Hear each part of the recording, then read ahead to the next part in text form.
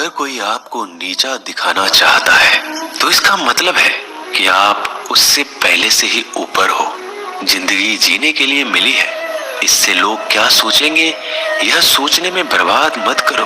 किसी के बुरे वक्त में उसका हाथ पकड़ो, सहारा दो, उसे हिम्मत दो, क्योंकि बुरा वक्त थोड़े समय में चला जाएगा लेकिन वह आपको दुआ जिंदगी भर देता रहेगा। मनुष्य सुबह से शाम तक काम करके उतना नहीं थकता जितना चिंता और क्रोध के एक क्षण में थक जाता है। संबंध परमात्मा से अच्छे बना लो तो तुम्हें किसी की जरूरत नहीं पड़ेगी, तुम खुद सबकी जरूरत बन जाओगे। सलाह देने तो हजारों आते हैं लेकिन जब साथ देने की बारी आती है तो केवल भगवान आते हैं। जीतने के बाद तो सारी दुनिया गले लगाती है, क्योंकि जो आज आपके साथ है वह कल आपके खिलाफ हो सकते हैं। बिना मतलब के कोई आपकी इज्जत नहीं करेगा, लेकिन खुद को इतना काबिल बनाओ कि लोग बिना मतलब के भी आपका इज्जत करें। भगवान कहते हैं सोने से पहले तुम सबको माफ कर दिया करो और तुम्हारे जागने से पहले मैं तुम्हें माफ कर दूंगा। भगवान ऑक्सीजन की तरह है जिन्हें आप देख नहीं सकते लेकिन उसके बिना आप रह भी नहीं सकते। कोई और तुम्हारी मदद नहीं कर सकता, अपनी मदद स्वयं करो। आप खुद के सबसे अच्छे मित्र हैं और सबसे बड़े दुश्मन भी। इंसान तब समझदार नहीं होता जब वह बड़ी बातें करने लगे, बल्कि समझदार तब होता है जब वो छोटी छोटी बातों को समझने लगे। आप किस समय सही थे इसे कोई याद नहीं रखता, लेकिन आप किस समय गलत थे ये सब याद रखते हैं। सब दुख दूर होने के बाद ही मन प्रसन्न होगा, यह आपका भ्रम है। मन प्रसन्न रखो, सब दुख दूर हो जाएंगे, ये हकीकत है। किसी भी व्यक्ति की कोई भी बात बुरी लगे तो दो तरह से सोचो। यदि व्यक्ति महत्वपूर्ण है तो भूल जाओ और बात महत्वपूर्ण है तो व्यक्ति को भूल जाओ। रिश्तों का संबंध सिर्फ रक्त से नहीं होता, जो मुसीबत में हाथ थाम ले उससे बड़ा कोई रिश्ता नहीं होता। भगवान कहते हैं तुम सब कुछ मुझे सौंप दो, सारा दर्द परेशानी, और बिल्कुल हल्के होकर मुझे याद करो। धीरे धीरे तुम्हारा जीवन बदल जाएगा। हर रोज रात को सोने से पहले भगवान को अपनी पूरी दिनचर्या बता के सोएं। अगर आपके द्वारा किसी का दिल दुखा है तो मन ही मन उससे माफी मांगे। अगर आपका किसी ने दिल दुखाया है तो उसे माफ करके सारी चिंताएं भगवान को सौंप कर सो जाए। यकीन मानिए इससे आपकी जिंदगी खुशनुमा बन जाएगी। क्रोध बोला हुआ एक शब्द इतना जहरीला हो सकता है कि आपकी हजार प्यारी बातों को एक मिनट में नष्ट कर सकता है। सबको हंसाना लेकिन किसी पर भी हंसना मत। सबके दुख बांटना लेकिन किसी को दुखी मत करना। सबकी राह में दीप जलाना लेकिन किसी का दिल जलाना मत। यही जीवन की रीत है, जैसा बोओगे वैसा ही पाओगे। दुआएं और प्रार्थनाएं असंभव को भी संभव बना देती है। ईश्वर को ना हमारे तन की जरूरत है ना धन की, उसको तो बस पवित्र मन की जरूरत है। इसलिए वो हमें कुछ भी छोड़ने के लिए नहीं कहता, बस कहता है बच्चे मन से विकार छोड़ो, गंदे विचार छोड़ो। जो आने वाला है वो हमेशा गुजरे हुए कल से बेहतर होगा। यही एक सोच आपके जीवन में कभी निराशा नहीं होने देगी। झूठ कितना अजीब है, खुद बोलो तो अच्छा लगता है, दूसरे बोले तो गुस्सा आता है। खुशियां चाहे किसी के साथ भी बांट लो, पर गम हमेशा भरोसेमंद इंसान के साथ ही बांटना चाहिए। जीवन में समय चाहे जैसा हो, परिवार के साथ रहो तो सुख बढ़ जाता है, दुख हो तो बढ़ जाता है।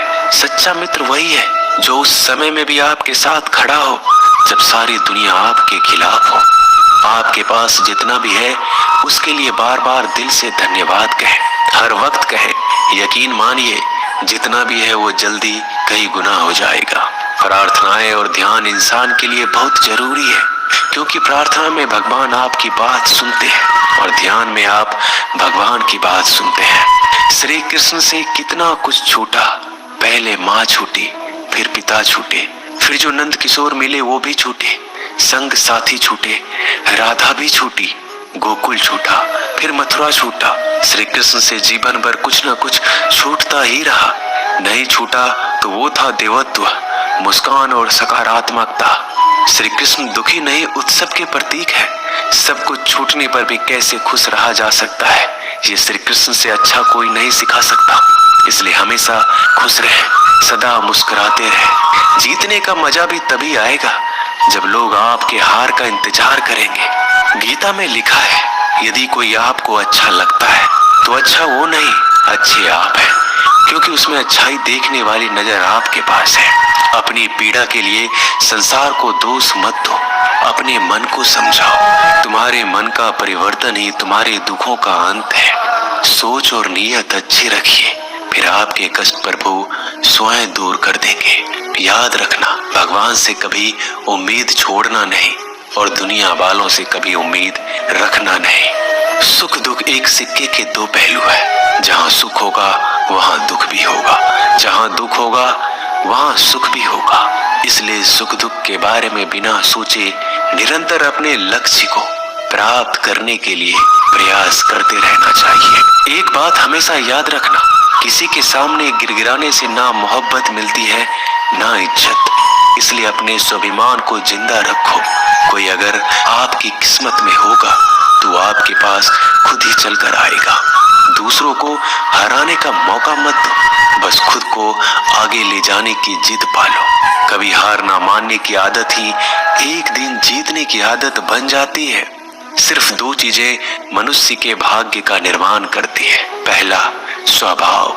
अगर आपके स्वभाव में अच्छाई, विनम्रता और गुण है तो आपका भाग्य चमकेगा। अगर आपका स्वभाव क्रोधी है, आलसी है, तो आपका भाग्य बिगड़ना अनिवार्य है। इसलिए अपने स्वभाव को मधुर और आकर्षित बनाइए। दूसरा, आपकी वाणी। बोलना तो आदमी 2.5 साल की उम्र में ही सीख जाता है, परंतु कब, कहां और कैसे बोलना है उसे यह जिंदगी भर भी नहीं समझ पाता। जिसे ये बोलना आ गया कि कब, कहां और कितना बोलना चाहिए, समझ लो उसे सफल होने के लिए कोई नहीं रोक सकता। पिता से बड़ा कोई सलाहकार नहीं, माँ की छांव से बड़ी कोई दुनिया नहीं, भाई से अच्छा कोई भागीदार नहीं और बहन से बड़ा कोई शुभ चिंतक नहीं। इस मतलबी दुनिया से कोई मतलब ना रखो, और मतलब रखना है तो अपने मतलब से मतलब रखो। दुआएं मांगने से किसका भला होता है, मिलता तो वही है जो हमने बोया होता है। तुम नीचे गिर के देखो, कोई नहीं आएगा उठाने।